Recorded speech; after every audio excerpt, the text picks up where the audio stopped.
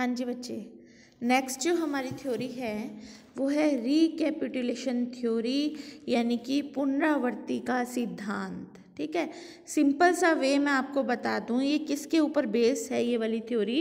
ये थ्योरी दो वर्ड्स के ऊपर बेस है। एक तो नाम आपने पहले पढ़ा था ऑन्टोलॉजी, है ना, ऑन्टोलॉजी। ठीक है, ऑन्टोलॉजी डेवलपमेंट पढ़ा था। एक आपने पढ़ा था फाइलोजेनी वर्ड, है ना। तो ये दोनों वर्ड जो हैं, ये बोला गया इस थ्योरी के अंदर कि ये जो दोनों वर्ड हैं वो दोनों आपस में क्या हैं, एक दूसरे के रिपीट्स हैं, यानी एक दूसरे के साथ क्या है, बहुत गहरा इनका रिलेशन है। तो इसको जो दिया था वो दिया था अर्नेस्ट हेकल और जॉन्स मुलर ने। इन्होंने बताया कि पहले एक साइंटिस्ट हुआ करते थे, बेयर नाम के साइंटिस्ट थे। इन साइंटिस्ट ने क्या कहा था कि कुछ हायर इनवर्टिब्रेट्स, जो उच्चतर अकशेरुकी जीव हैं, उनके अगर हम एम्ब्रियो की स्टडी करें तो उनके एम्ब्रियो के अंदर एक क्लेफ्ट पाई जाती है, एक फेरेंजियल क्लेफ्ट जो है, ग्रसनी क्लोम या फेरेंजियल क्लेफ्ट जो है वो प्रेजेंट होती है किसके अंदर, हाई इनवर्टिब्रेट्स के अंदर। वो समानता रखती है, यानी कि सिमिलरिटी रखती है किससे, पीसीस के अंदर जो फिशेस होती हैं उनकी रेस्पिरेटरी ऑर्गन से। किसके अंदर, जब एम्ब्रियो की स्टडी की गई, दोनों बिल्कुल अलग हो गए। वो हायर इनवर्टिब्रेट्स हैं, यानी अकशेरुकी जीव हैं, उच्चतर। और ये वाले कौन है, पीसीस किस में आती है, कॉर्डेटा के अंदर आती है, यानी कि पीसीस यानी मछलियों वाले वर्ग के अंदर आती है। तो इन दोनों के अंदर क्या है, समानता पाई गई। तभी इन अर्नेस्ट हेकल और जॉन मुलर ने इसको थोड़ा सा चेंज करते हुए बताया कि अगर हम ओंटोजेनेटिक और फाइलोजेनी दोनों को लेकर चलते हैं तो इन दोनों के अंदर क्या मिलती है, हमें सिमिलरिटीज़ देखने को मिलती है, समानता देखने को मिलती है। यानी ओंटोजेनी रिपीट करती है क्या, फाइलोजेनी। फॉर एग्जाम्पल थोड़ा सा हम समझने की कोशिश करते हैं कि मान लीजिए एम्ब्रियोज अगर हम देखें, ठीक है, फिश का एम्ब्रियो देख लें, सेलिमेंट का, टोर्टाइज, है ना, चिक, हैन, जो भी हैं ये, काफ, ह्यूमन, इनके सबके अगर हम एम्ब्रियो स्टडी करें तो आप देखेंगे कि इनकी जो प्राइमरी स्टेज है, जो इनकी अर्ली स्टेज है, उसके अंदर आपको देख रहे होंगे एम्ब्रियो लगभग क्या दिख रहे हैं, समान दिख रहे हैं। धीरे धीरे इनके अंदर क्या है, जब ये वृद्धि करते हैं यानी ये अडल्ट बनने की ओर आते हैं तो इनके अंदर क्या है, माइनर चेंज होते होते ये चेंज बहुत बड़ा हो जाता है। ठीक है, तो ये वाला चेंज तो हमने किसके अंदर बोल दिया, ये वाला एम्ब्रियो वाला चेंज तो किसके अंदर हो गया, ओंटोजेनी के अंदर चेंज हो गया है। ओंटोजेनी मीन्स जो व्यक्ति वृत्तीय परिवर्तन है उसके अंदर ऐसे चेंजेस हुए कि एक एम्ब्रियो अडल्ट बनते बनते उसके अंदर इतने सारे चेंजेस हो गए कि अगर हम इनके अडल्ट्स को मिलाएं तो ये अडल्ट्स क्या हैं, बिल्कुल अलग अलग दिखाई देंगे। जबकि इनके एम्ब्रियो जो थे, जो इनके भ्रूण थे, वो लगभग क्या दिखाई दे रहे हैं, बिल्कुल समान दिखाई दे रहे हैं। कोई हम डिस्टिंग्विश नहीं कर सकते कि ये वाला ह्यूमन बीइंग का था, ये फिश का था। दोनों देखिए बिल्कुल एक्यूरेट दिखाई दे रहे हैं। ठीक है, तो इस चीज़ को लेते हुए चले और ये बताया कि कुछ रिमार्केबल सिमिलरिटीज़ जो हैं वो डेवलपमेंट एम्ब्रियो के अंदर पाई जाती है। तो ओंटोलॉजी जो है वो क्या रिपीट कर रही है, फाइलोजेनी रिपीट कर रही है। तो हेकल ने क्या बताया कि किस तरह से इवोल्यूशन अकर होता है, उसका जिक्र कौन सी थ्योरी में किया, रिकैपिटुलेशन थ्योरी के अंदर, कि किस तरह से एक सिंपल सामान्य से एक कॉम्प्लेक्स करैक्टर लिए हुए एनिमल जो है वो बनता है। फाइलोजेनी के अंदर तो हम हिस्ट्री लेकर चल रहे हैं कि जो बहुत सालों पहले जो हमारे एंसेस्टर थे वो ऐसे थे और अब हमारे अंदर ये सारी चेंजेस आ गई हैं। तो हम क्या कर रहे हैं, एक हिस्ट्री को लेकर चल रहे हैं, एक हिस्ट्री को पढ़ रहे हैं, स्टेप टू स्टेप हिस्ट्री को लेते हुए चल रहे हैं। और यहाँ हम क्या देख रहे हैं कि एक उसी इंडिविजुअल के अंदर, ऑन्टोलॉजी में उसी इंडिविजुअल के अंदर इतना चेंज आया है एक एम्ब्रियो से एक अडल्ट बनते हुए। तो दोनों इसके अंदर भी देखिए क्या होता है कि जो शुरू का एम्ब्रियो है, प्राइमरी स्टेज पे एम्ब्रियो है और अडल्ट तक आते आते इतना चेंज हुआ, और यहाँ पर हम इवोल्यूशनरी चेंजेस की बात करते हैं कि बहुत सालों पहले ये था और अब आते आते इतने सालों में ये सारे परिवर्तन या ये सारे चेंजेस हो चुके हैं, है ना। तो ये क्या होगी आपकी रिकैपिटुलेशन थ्योरी। इसको biogenetic law of Muller Haeckel भी बोलते हैं, इस नाम से भी इस थ्योरी को पूछ लिया जाता है।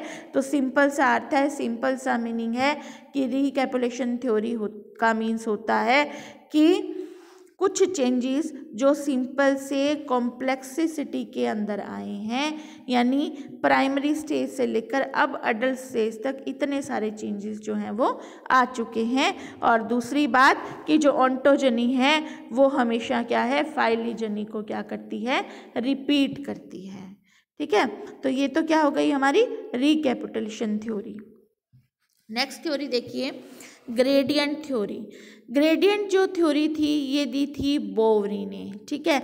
और इसी के साथ एक और वैज्ञानिक थे जिसे हम चाइल्ड के नाम से जानते हैं। चाइल्ड भी क्या थे, एक वैज्ञानिक थे।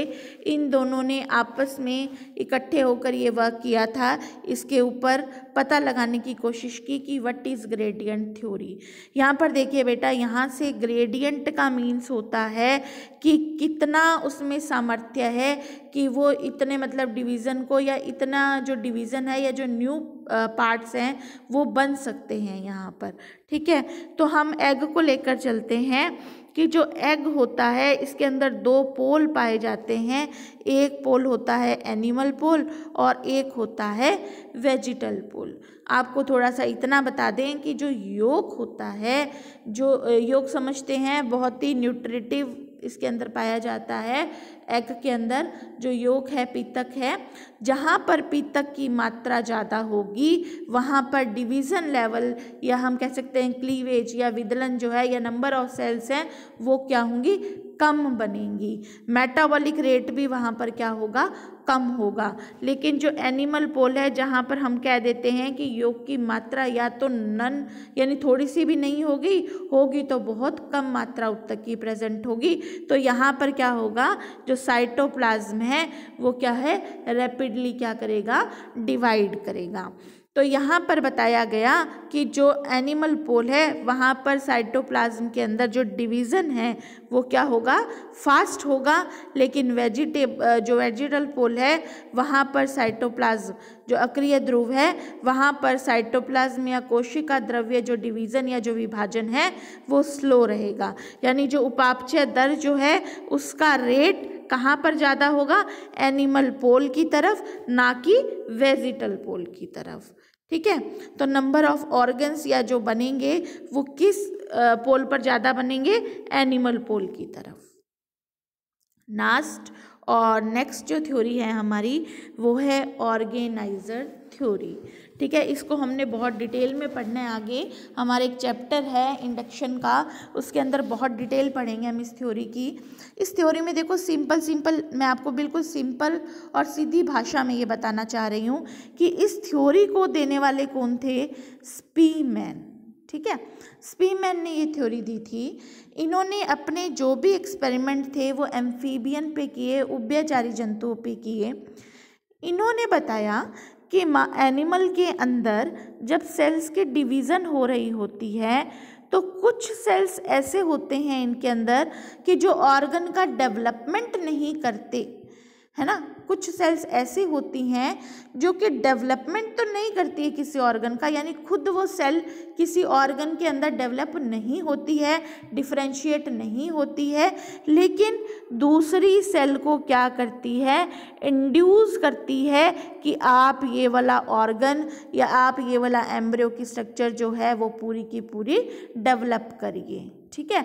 तो वो जो सेल्स होती हैं उनको हम ऑर्गेनाइज़र बोलते हैं, जो कि कहती हैं दूसरी सेल्स को कि ऑर्गेनाइज करिए इस चीज़ को, इस संरचना को या इस स्ट्रक्चर को बनाइए। तो उस थ्योरी को हमने क्या कह दिया, organiser theory. An organizer is formally defined as a region or group of cell in the embryo that can both induce change in fat, यानी उनका भविष्य का भी निर्धारण कर सकती है और उस स्ट्रक्चर को, मान लो फॉर एग्जाम्पल मैं आपको कहना चाह रही हूँ, मान लीजिए हमने ये जो सेल है, ये सेल हमारे पास पड़ी है जो कि एक उस तरह से बिहेव कर रही है, स्टिमुलस की तरह बिहेव कर रही है और इस सेल को वो संरचना बनानी है। तो मान लीजिए सेल यहाँ से हट चुकी है, ठीक है। अब ये वाली जो सेल है ये दूसरी सेल को कह देगी कि आप इस स्ट्रक्चर को बनाइए। तो वो एम्ब्रियो के अंदर ऑर्गन जो है वो डेवलप हो जाता है, चाहे वो इस सेल को बनाना था लेकिन ये सेल क्या है, टूट चुकी है, ये गायब हो चुकी है, लेकिन ये जो ऑर्गेनाइजर सेल है ये यहाँ पर प्रेजेंट है, तो ये इसको स्टिमुलेट कर सकती है कि आप इस ऑर्गन को डेवलप कर दीजिए। तो वो एम्ब्रियो जो है वो क्या है, पूरा का पूरा डेवलप हो सकता है। यानी इन सेल के अंदर इतना सामर्थ्य होता है, इतना कॉम्पिटेंस होता है कि वो क्या करती हैं कि पूरे के पूरे एम्ब्रियो का डेवलपमेंट कर सकती है, पूरी की पूरी संरचना या स्ट्रक्चर का डेवलपमेंट करवा सकती है, ठीक है। तो कहते हैं कुछ वैज्ञानिक कि ये वाली जो सेल्स होती हैं ये कुछ केमिकल का स्त्रावण करती हैं, कुछ केमिकल या रसायन का सिक्रीशन करती हैं, जिसे बोले जाता है इवोकेटर्स, ठीक है। ये इवोकेटर्स रिस्पॉन्सिबल होते हैं दूसरी सेल को संरचना बनाने के लिए। ओके, तो ये वाली थी आपकी थ्योरीज। यहाँ पर थ्योरीज आपकी कंप्लीट होती हैं। नेक्स्ट वाला जो टॉपिक है वो हम कल पढ़ेंगे। नोट्स अभी आपको PDF द्वारा भेज दिए जाएंगे।